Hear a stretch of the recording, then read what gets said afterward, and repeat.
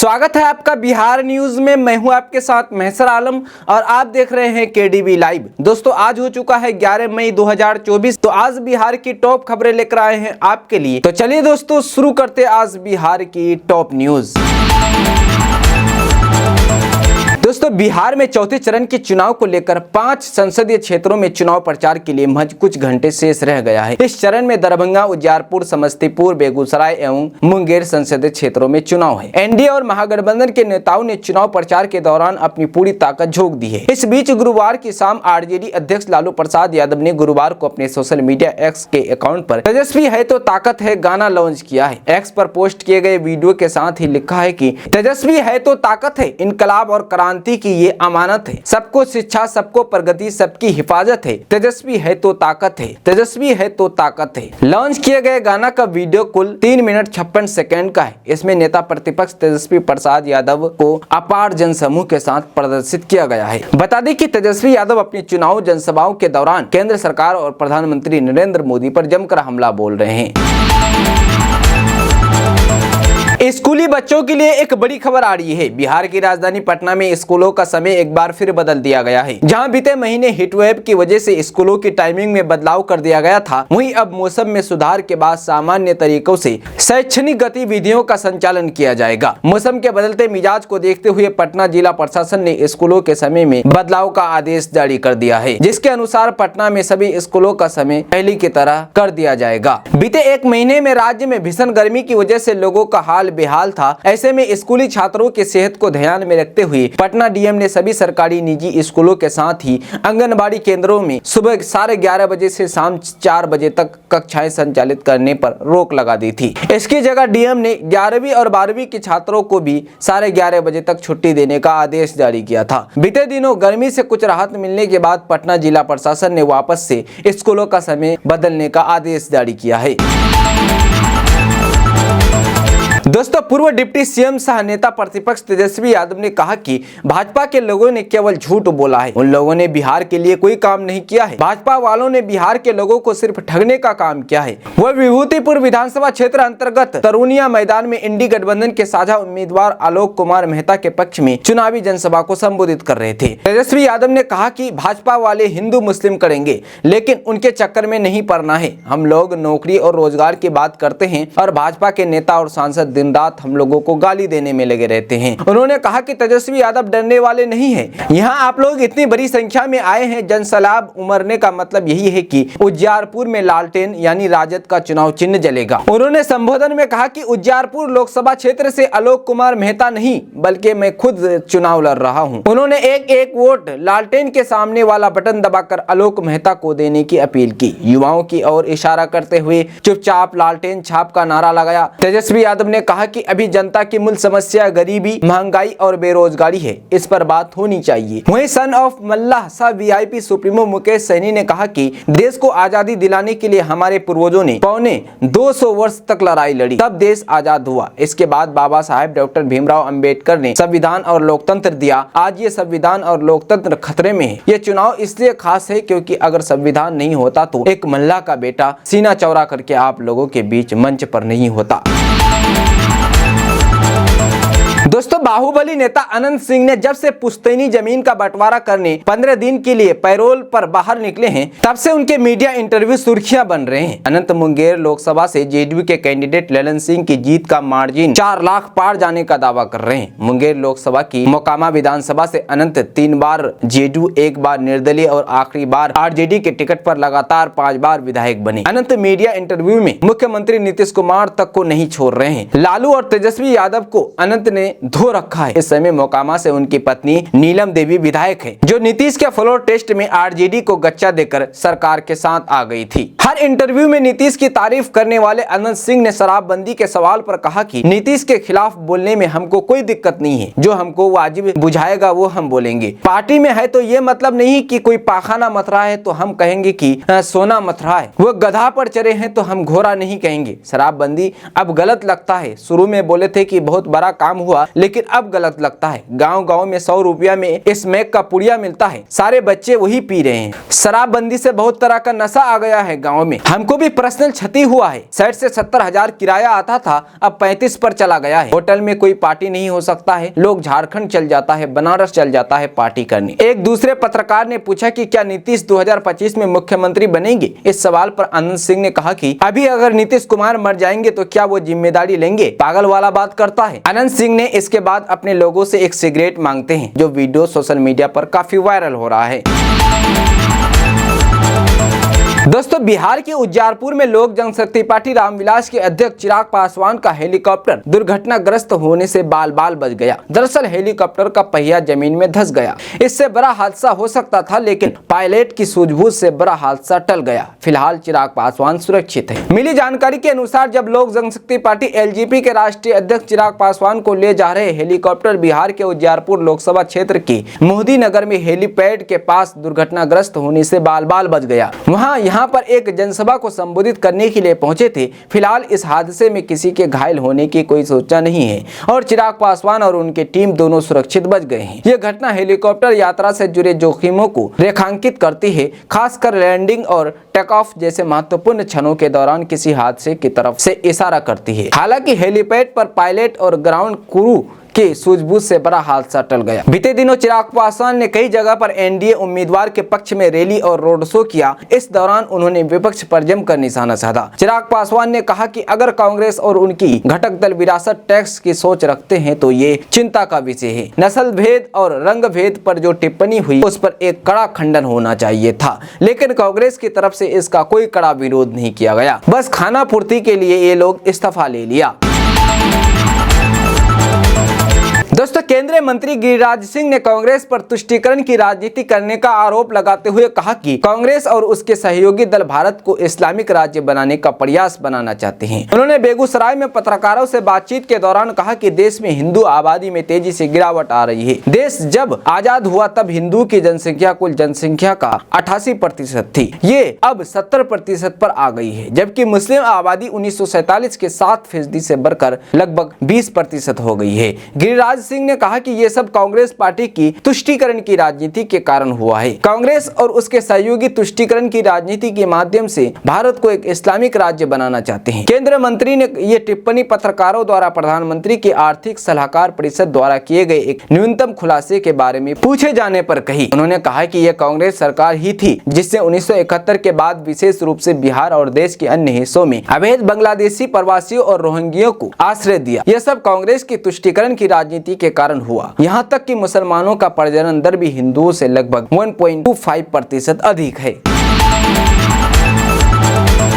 दोस्तों, खान एवं भूतत्व विभाग ने 109 बालू घाटों के सीसीटीवी के लाइव फुटेज नहीं मिलने की वजह से तत्काल प्रभाव से इन सभी घाटों के ई चालान बंद कर दिए हैं। कंट्रोल और कमांड सेंटर को वापस जैसे ही लाइव फुटेज मिलने शुरू होंगे, चालान जारी करने की प्रक्रिया पुनः शुरू कर दी जाएगी। खान एवं भूतत्व विभाग ने बालू के अवैध रूप से बढ़ते खनन को देखते हुए वर्ष 2024-25 में बालू घाटों से लाइव वीडियो स्ट्रीमिंग के निर्देश दिए थे। जिन घाटों की नीलामी हो चुकी है उनके बंदोबस्तधारियों को ही घाट पर सीसीटीवी लगाने का जिम्मा भी दिया गया था। घाटों पर लगे सीसीटीवी से लाइव प्राप्त होने वाले वीडियो की निगरानी के लिए मुख्यालय में ही कंट्रोल एंड कमांड सेंटर भी बनाया गया है। गुरुवार को यह कमांड सेंटर प्रारंभ हुआ, जिसके बाद जानकारी सामने आई कि 109 घाटों से लाइव वीडियो नहीं प्राप्त हो रहे हैं, जिसके बाद विभाग ने संबंधित घाटों से परिवहन के लिए जारी होने वाले चालान पर रोक लगा दी है। विभाग के सूत्रों ने बताया कि खान एवं भूतत्व विभाग ने यह कदम बालू के अवैध खनन, भंडारण और बिक्री रोकने के लिए उठाए हैं। विभाग के अनुसार बालू घाटों से लाइव वीडियो कमांड सेंटर को जैसे ही मिलने लगेंगे, चालान जारी करने की व्यवस्था दोबारा बहाल कर दी जाएगी। दोस्तों, विकासशील इंसान पार्टी के संस्थापक और पूर्व मंत्री मुकेश सहनी ने गुरुवार को पटना, मुंगेर, बेगूसराय, समस्तीपुर और दरभंगा में कई चुनावी सभाओं को संबोधित किया। इस दौरान उन्होंने उपस्थित जनसमूह का आह्वान किया कि अब वक्त आ गया है कि जो सरकार गरीबों के हक की बात न करे, उस सरकार को बदल दिया जाए। इस दौरान उन्होंने प्रधानमंत्री मोदी पर जमकर शब्दवान चलाए। सहनी ने कहा कि यह चुनाव कई मामलों में खास है। आज संविधान और लोकतंत्र खतरे में है। इसे बचाने के लिए मोदी सरकार से लड़ाई लड़नी होगी। जो सरकार युवा की किसान का सम्मान नहीं कर सके उसे बदलना है। ये सरकार अडानी और अंबानी की है। उन्होंने कहा कि 2014 में प्रत्येक साल 2 करोड़ लोगों को नौकरी देने, किसानों की आय दोगुनी करने, विदेशों से काला धन लाकर सभी के खाते में 15 लाख रुपए देने का सपना दिखाकर भाजपा सरकार में आई, बावजूद एक भी वादा पूरा नहीं किया गया। उन्होंने अपने कार्यकर्ताओं से घर घर जाकर महागठबंधन के प्रत्याशियों के लिए कार्य करने की अपील की और कहा कि हम लोग हाथ में गंगा जल लेकर संकल्प ले चुके हैं, अब समय आ गया है उस संकल्प को पूरा किया जाए। दोस्तों, बिहार के जोगबनी से आनंद विहार जा रही सीमांचल एक्सप्रेस से बृहस्पतिवार को 93 बच्चे प्रयागराज जंक्शन पर उतारे गए। बताया जा रहा है कि कंट्रोल रूम को सूचना मिली थी कि इन बच्चों को अवैध तरीके से देहरादून, जयपुर, दिल्ली आदि शहरों में ले जाया जा रहा था। इन बच्चों के साथ 9 अन्य लोगों को भी उतारा गया। बाद में बच्चे CWC को सौंप दिए गए। सीमांचल एक्सप्रेस में इन बच्चों को बिहार के अररिया स्टेशन से चलाया गया था। इन बच्चों के पास जनरल टिकट मिली। ट्रेन में अलग अलग 6 ग्रुप में ये बच्चे यात्रा कर रहे थे। इन बच्चों की उम्र 9 से 13 वर्ष की बताई जा रही है। आशंका है कि इन बच्चों की तस्करी की जा रही थी। फिलहाल RPF ने बच्चे बाल कल्याण समिति को सौंप दिए गए हैं, जो बच्चों से पूछताछ कर रही है। साथ ही बच्चों की काउंसलिंग भी की जा रही है। मामले में पूछताछ भी जारी है। एजेंटों का कहना है कि वो मदरसे में पढ़ाई के लिए बच्चों को ले जा रहे थे। वहीं दूसरी ओर बाल कल्याण समिति अब मामले की तह तक जानने के लिए काउंसलिंग कर रही है। पूछताछ में पता चला है कि बच्चों को जबरन भेजा जा रहा था। बता दें कि इसी तरह पिछले वर्ष भी बिहार के सहरसा, पूर्णिया आदि जिलों के बच्चों को यहां उतारा गया था। दोस्तों, राज्यसभा सदस्य और राजद प्रवक्ता मनोज झा ने कहा कि देश को बनाने का चुनाव चल रहा है, लेकिन प्रधानमंत्री नरेंद्र मोदी मुद्दों की बात करने की बजाय झूठ परोसते फिर रहे हैं। उन्होंने कहा कि अगर चुनाव में झूठ पकड़ने की मशीन लगा दी जाए तो मशीन काम करना बंद कर देगी। मनोज झा गुरुवार को राजद कार्यालय में चुनाव थीम सॉन्ग तेजस्वी है तो ताकत है जारी करने के बाद प्रेस से बात कर रहे थे। मनोज झा ने कहा कि आज देश में नफरत की फसल बोई जा रही है, लोगों को नौकरी और रोजगार से दूर किया जा रहा है। प्रधानमंत्री की जो भाषा और भाव है वो बेहद आपत्तिजनक है। उन्होंने आरोप लगाया है कि प्रधानमंत्री बादशाह की तरह आचरण करते हैं, उसी तरह के कपड़े भी बदलते हैं। उन्होंने एक बार फिर आरोप लगाया है कि ये लोग संविधान बदलने की साजिश कर रहे हैं, बंच ऑफ थॉट की राजनीति को मजबूत करना चाहते हैं। राजद प्रवक्ता ने कहा कि प्रधानमंत्री अपने उद्योगपति मित्रों के बारे में जो कह रहे हैं कि इस संबंध में उन्हें सब पता भी है, तो जांच क्यों नहीं करवाते हैं। जनता उनके झूठ को समझ चुकी है और अब देश की जनता झांसे में नहीं फंसने वाली है। दोस्तों, लोकसभा चुनाव के बीच राजनीतिक पारा गर्म है। पक्ष और विपक्ष के नेता लगातार एक दूसरे पर हमला बोल रहे हैं। ऐसे में बिहार के उप मुख्यमंत्री विजय कुमार सिन्हा ने कांग्रेस नेता राहुल गांधी एवं राजद नेता तेजस्वी यादव पर जमकर निशाना साधा है। उन्होंने कहा कि ये दोनों नेता खुद को प्रधानमंत्री से ऊपर मानते हैं। विजय कुमार सिन्हा ने कहा कि राहुल गांधी देश के शहजादे हैं, उन्हें जो स्क्रिप्ट मिलती है वो उसी पर अपना व्याख्यान देते हैं। यही हाल हमारे बिहार में भी है। तेजस्वी यादव ने भी 100 लोगों की टीम बनाई है। ये दोनों प्रधानमंत्री से नीचे तो बोलते ही नहीं है, ये खुद को प्रधानमंत्री से ऊपर मानते हैं। तेजस्वी यादव को बिहार के लोगों की बात करनी चाहिए, वो सीधे देश और प्रधानमंत्री की बात करते हैं। वहीं राहुल गांधी सीधे अंतर्राष्ट्रीय की बात करते हैं। एक देश का तो एक बिहार का मजाक बना रहे हैं। विजय कुमार सिन्हा ने राजद प्रमुख लालू यादव पर भी हमला बोला। उन्होंने कहा कि लालू प्रसाद यादव बिहार के लिए अभिशाप है। वे इस चुनाव में पूरी तरह से घबराए हैं और वो वोट प्राप्त करने के लिए तुष्टीकरण की राजनीति की बात कर रहे हैं। वे गरीबों, पिछड़ों और दलितों के हित की बात नहीं करेंगे। वो अपने वोट के लिए आरक्षण तो दूर, राष्ट्र के साथ भी समझौता कर सकते हैं। दोस्तों, पाटलिपुत्र लोकसभा क्षेत्र से एनडीए उम्मीदवार रामकृपाल यादव ने 9 अप्रैल को नामांकन किया। इस दौरान एनडीए के कई नेता पहुंचे थे। इसमें बीजेपी के प्रदेश अध्यक्ष सम्राट चौधरी और हम संरक्षक जीतन राम मांझी भी शामिल हुए। इस दौरान एक वाक्य की काफी चर्चा हो रही है। वो वाक्य क्या है कि थोड़े समय के लिए सम्राट चौधरी नाराज दिखे। दरअसल सम्राट चौधरी के जब भाषण शुरू हुए तो कुछ कार्यकर्ताओं ने कोई बात कह दी। इस पर सम्राट चौधरी ने गुस्सा गए और बीच में ही भाषण छोड़कर बाहर निकल गए। फिर गाड़ी में जाकर बैठ गए, लेकिन रामकृपाल यादव ने तुरंत उनके पीछे गए और उन्हें मनाकर वापस मंच पर लाए। उसके बाद सम्राट चौधरी ने भाषण दिया। वहीं बीजेपी के मीडिया प्रभारी दानिश रिजवान ने कहा कि प्रदेश अध्यक्ष जी कोई नाराज नहीं हुए थे, उन्हें चुनावी सभा में दूसरे जगह जाना था, इसलिए वो जल्दबाजी में थे, यही कारण वो हड़बड़ाहट में थे और जल्दी जल्दी निकलने लगे, जिसे नाराजगी कहा जा रहा है। वहीं सम्राट चौधरी ने भाषण देते हुए रोहिणी आचार्य को चैलेंज किया। उन्होंने कहा कि वो सिंगापुर से आकर सारण में वोट मांग रही है, अगर वो जीत भी जाती है तो 5 साल तक क्या टिकी रहेंगी? मैं दावा करता हूं कि 5 साल तक टिक नहीं पाएंगी, अगर टिक गई तो हम अपना नाम बदल देंगे। वहीं इस दौरान हम नेता जीतन राम मांझी ने कहा कि पहले गलती हो गई थी, 2019 में 39 सीट थी, 1 सीट कम थी, लेकिन उस टाइम जीतन राम मांझी नहीं था, लेकिन इस बार जीतन राम मांझी भी है, इससे इस बार सभी 40 सीट जीतेंगे। दोस्तों समस्तीपुर में एनडीए गठबंधन की चुनावी सभा में शामिल होने गुरुवार को बिहार के डिप्टी सीएम सम्राट चौधरी पहुंचे। सभा से पूर्व उन्होंने पत्रकारों से बातचीत करते हुए हिंदू की जनसंख्या में कमी और मुस्लिम की जनसंख्या में बेतहाशा हो रही वृद्धि के दावे को लेकर सवाल पर अपनी बात रखी। उन्होंने कहा कि यह काफी चिंता का विषय है, एक धर्म समुदाय की संख्या आखिर इतनी कैसे बढ़ रही है? भारत और पाकिस्तान में यही फर्क है, जिस भारत में अल्पसंख्यक तेजी से बढ़ रहे हैं, वहीं दूसरे देश में पाकिस्तान बांग्लादेश में इनकी संख्या घट रही है।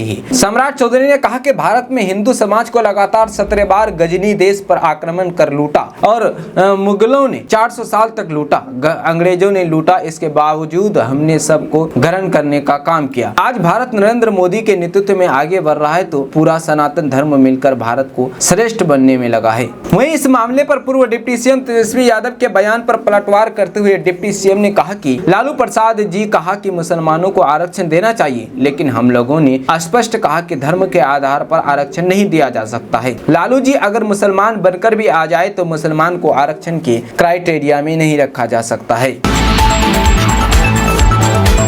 दोस्तों बिहार के भागलपुर में पुलिस की वर्दी मिलते ही पति का अंदाज बदल गया, जिसके साथ 7 फेरे लेकर जिंदगी भर साथ निभाने का वादा किया, वो उसकी जान के पीछे पड़ गया। आरोप है कि पति ने पत्नी को जान से मारने की धमकी दी है। पीड़ित ने पति के खिलाफ पुलिस से शिकायत की है। पति पर दहेज उत्पीड़न और घर से निकालने की धमकी देने का आरोप भी लगाया है। पीड़ित का ये भी आरोप है कि उसकी आरोपी पति ने दूसरी शादी भी कर ली है। जब उसने इस बात को लेकर पति से नाराजगी जताई तो उसे जान से मारने की धमकी दी गई। मामला जिले के बागपुर थाना का है। पीड़ित सोनम कुमारी ने बताया कि उसकी शादी 11 मई 2022 में बागपुर थाना क्षेत्र के रंजीत कुमार से हुई थी।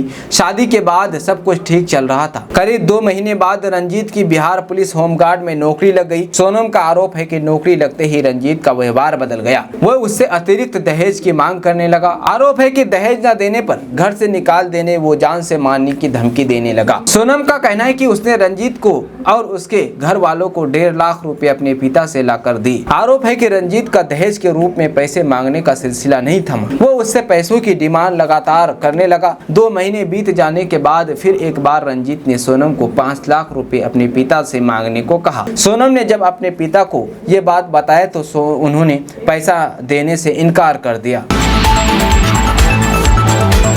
दोस्तों बिहार में पैतृक जमीन बेचने के नियमों में बदलाव किया गया है, जिसके कारण बहुत से लोगों को पुश्तैनी जमीन बेचने में परेशानी हो रही है। ताजा रिपोर्ट के मुताबिक जमीन बेचने के नियमों में बदलाव होने से राज्य में जमीन की खरीद बिक्री कम हो गई है। खबर के अनुसार बिहार में बहुत से लोग ऐसे हैं जिनके पास भूमि तो उनके कब्जे में है, पर जमाबंदी पूर्वजों के नाम से चल रही है, जिसके कारण वो चाहकर भी जमीन को नहीं बेच पा रही है। हालांकि भूस्वामियों को अपने नाम से जमाबंदी कायम कर जमीन बेचने की अनुमति दी गई है। दरअसल पुरानी व्यवस्था में परिवार के दूसरे सदस्य भी जमीन बेचते थे, जिस कारण भूमि संबंधी विवाद होता रहता था। लेकिन अब नई व्यवस्था के तहत भूमि स्वामियों को यह तय करना होगा कि उनकी भूमि है तो जमाबंदी भी उनके नाम से कायम होनी चाहिए। बिहार में पुश्तैनी जमीन बेचने के लिए वंशावली के साथ बंटवारा करना होगा। बंटवारे में आपको जो जमीन मिलेगी उसकी जमाबंदी अपने नाम से करानी होगी। पूरी जाँच के बाद जमीन की जमाबंदी आपके नाम से की जाएगी, इसके बाद ही आप जमीन को बेच सकेंगे। दोस्तों स्कूली छात्रों के लिए भी देश के कई राज्यों में अलग अलग योजनाएं चलाई जा रही है, जिनमें बच्चियों को आर्थिक मदद दी जाती है। बिहार सरकार की तरफ से भी ऐसी ही एक योजना की शुरुआत की गई है, जिसमें स्कूली छात्रों को आर्थिक मदद देने का काम किया जाता है। इस योजना का नाम कन्या उत्थान योजना है, जिसमें आवेदन की आखिरी तारीख अब नजदीक आ चुकी है। योजना में 15 मई तक ही आवेदन किए जा सकते हैं। इस योजना के तहत इंटर की परीक्षा में पास होने वाली बिहार के तमाम छात्रों को सरकार की तरफ से 25,000 रुपए की प्रोत्साहन राशि दी जाती है। इस योजना में मैट्रिक परीक्षा में फर्स्ट डिवीजन से पास होने वाली छात्राओं को 10,000 रुपए दिए जाते हैं। साथ ही अनुसूचित जाति जनजाति के छात्राओं को सेकेंड डिवीजन पर भी 8,000 रुपए मिलते हैं। आवेदन करने के लिए बिहार सरकार की वेबसाइट पर जाना होगा। यहाँ मांगी गई सभी जानकारी भरने के बाद आपका आवेदन स्वीकार कर लिया जाएगा। दोस्तों, लोकसभा चुनाव के बीच कांग्रेस के राष्ट्रीय अध्यक्ष मल्लिकार्जुन खड़गे एक बार फिर बिहार आने वाले हैं। वह समस्तीपुर और मुजफ्फरपुर में 11 मई को कांग्रेस प्रत्याशियों के समर्थन में चुनावी जनसभाओं को संबोधित करेंगे। समस्तीपुर से सन्नी हजारी कांग्रेस के टिकट पर चुनाव लड़ रहे हैं, जो नीतीश सरकार में जेडीयू कोटे से मंत्री महेश्वर हजारी के बेटे हैं। वहीं मुजफ्फरपुर में मौजूदा सांसद एवं बीजेपी छोड़कर कांग्रेस में आए अजय निषाद के समर्थन में खड़गे रैली करेंगे। लोकसभा चुनाव की घोषणा के बाद खड़गे का ये दूसरा बिहार दौरा है। इससे पहले उन्होंने किशनगंज और कटिहार में चुनावी रैलियां की थी। जानकारी के मुताबिक मल्लिकार्जुन खड़गे शनिवार को मुजफ्फरपुर और समस्तीपुर में रैली करेंगे। इसके साथ ही कांग्रेस के वरिष्ठ नेता सलमान खुर्शीद का भी बिहार दौरा संभावित है। वह 11 से 13 मई के बीच चुनाव प्रचार के लिए बिहार आ सकते हैं। समस्तीपुर में लोकसभा चुनाव के चौथे चरण में 13 मई को और मुजफ्फरपुर में 5वें चरण में 20 मई को मतदान होना है। बिहार में कांग्रेस 9 सीटों पर चुनाव लड़ रही है। इनमें भागलपुर, किशनगंज, कटिहार, समस्तीपुर, मुजफ्फरपुर, महाराजगंज, सासाराम, पटना, साहिबा और पश्चिम चंपारण शामिल है। कांग्रेस के प्रत्याशी पार्टी के राष्ट्रीय नेताओं की जनसभाएं अपने अपने इलाकों में कराने पर जोर लगा रहे हैं। हालांकि अन्य राज्यों में व्यवस्था के चलते राहुल गांधी, प्रियंका गांधी की रैलियां बिहार में नहीं हो पा रही है। राहुल गांधी ने बिहार में सिर्फ एक रैली भागलपुर में की थी। वहीं अब तक प्रियंका गांधी वाड्रा की एक भी रैली राज्य में नहीं हो पाई है। दोस्तों, बिहार में अगर आप कोई बिजनेस करना चाहते हैं तो आप मधुमक्खी पालन का बिजनेस कर सकते हैं। ताजा रिपोर्ट के मुताबिक इस बिजनेस के लिए सरकार के द्वारा 90% तक का अनुदान दिया जाता है। इसका लाभ लेने के लिए ऑनलाइन आवेदन कर सकते हैं। खबर के अनुसार एकत्रित बागवानी विकास मिशन अंतर्गत मधुमक्खी पालन एवं भू मधुमक्खी उत्पादन योजना 2024-25 के लिए आवेदन शुरू हो गया है। इसके तहत मधुमक्खी पालकों को मधुमक्खी बक्सा, मधुमक्खी छत्ता एवं मधुमक्खी निष्कासन यंत्र दिया जाएगा। बता दें कि सामान्य वर्ग के मधुमक्खी पालकों को इकाई लागत पर 75% अनुदान मिलेगा, जबकि अनुसूचित जाति एवं जनजाति के मधुमक्खी पालकों पर 90% अनुदान दिया जाएगा। इसको लेकर दिशा निर्देश जारी कर दिया गया है। आवेदन करने के लिए https://horticulture.bihar.government.in पर के वेबसाइट पर जाकर इस योजना के बारे में पूरी जानकारी प्राप्त करें। साथ ही साथ ऑनलाइन के द्वारा आवेदन की प्रक्रिया को पूरा करें। दोस्तों, भारत में पिछले 65 साल में बहुसंख्यक हिंदुओं की आबादी में गिरावट ने सभी को हैरान कर दिया है। खासकर चुनाव के बीच हिंदू आबादी में कमी और मुस्लिम आबादी में जबरदस्त वृद्धि ने एक नई बहस छेड़ दी है। हिंदू आबादी घटने और तेजी से मुस्लिम आबादी बढ़ने के पीछे भारतीय जनता पार्टी ने कांग्रेस को जिम्मेदार बता रही है। इसी क्रम में बीजेपी के नेता सुधांशु त्रिवेदी ने कांग्रेस और इंडी गठबंधन के दलों को निशाने पर लिया है। बीजेपी के राष्ट्रीय प्रवक्ता सुधांशु त्रिवेदी कहते हैं कि 1951 की जनगणना में हिंदू 88% और मुस्लिम 9.5% था। 2011 में मुस्लिम 14.5% से ऊपर हुआ और हिंदू 80% से नीचे है। यह साफ है कि हिंदू 8% घटा है। ये आंकड़ा बहुत समय पहले से उपलब्ध है, बस देखने वाले ने देखा नहीं, क्योंकि उनको कांग्रेस हकीकत में अपने राजनीतिक हित साधने थे। बीजेपी नेता का कहना है कि जब संख्या लगातार बढ़ेगी और कांग्रेस संख्या के आधार पर भागीदारी की बात करती है, उनको पूरा का पूरा आरक्षण देने की बात इंडिया गठबंधन के लोग करते हैं, तो पूरा का पूरा आरक्षण किसका काट कर देंगे? वो SC ST OBC का आरक्षण काट के ही देंगे ना, क्योंकि SC ST और OBC की जनसंख्या बढ़ेगी तो जनसंख्या के तहत ही जनसंख्या वृद्धि दर भी बढ़ेगी। दोस्तों, भोजपुरी के सुपरस्टार पवन सिंह ने गुरुवार को काराकाट लोकसभा सीट से निर्दलीय पर्चा भर दिया। नामांकन के दौरान लोगों की भारी भीड़ उमड़ पड़ी। पवन सिंह जिस समय नामांकन दाखिल कर रहे थे, तब समाहरणालय गेट के बाहर हजारों की संख्या में लोगों की भीड़ लग गई थी। वहीं पर्चा दाखिल करने के बाद उन्होंने जनसभा की। इस दौरान उनके साथ उनकी पत्नी ज्योति सिंह और मां भी मौजूद रही। दरअसल तलाक केस में सुलह के बाद ये पहला मौका था जब पवन सिंह अपनी पत्नी ज्योति के साथ नजर आए हो। इससे पहले दोनों के रिश्तों में काफी करवाहट थी। सभा को संबोधित करते हुए भोजपुरी सुपरस्टार ने कहा कि हम काराकाट के बेटा ही, अब कहूँ न जाइब। वहीं नामांकन करने से पहले पवन सिंह भोलेनाथ के दरबार में आशीर्वाद लेने गए। पवन सिंह ने कहा कि वो अपनी मां का आशीर्वाद लेकर मैदान में उतरे हैं और उन्हें जीत हासिल होगी।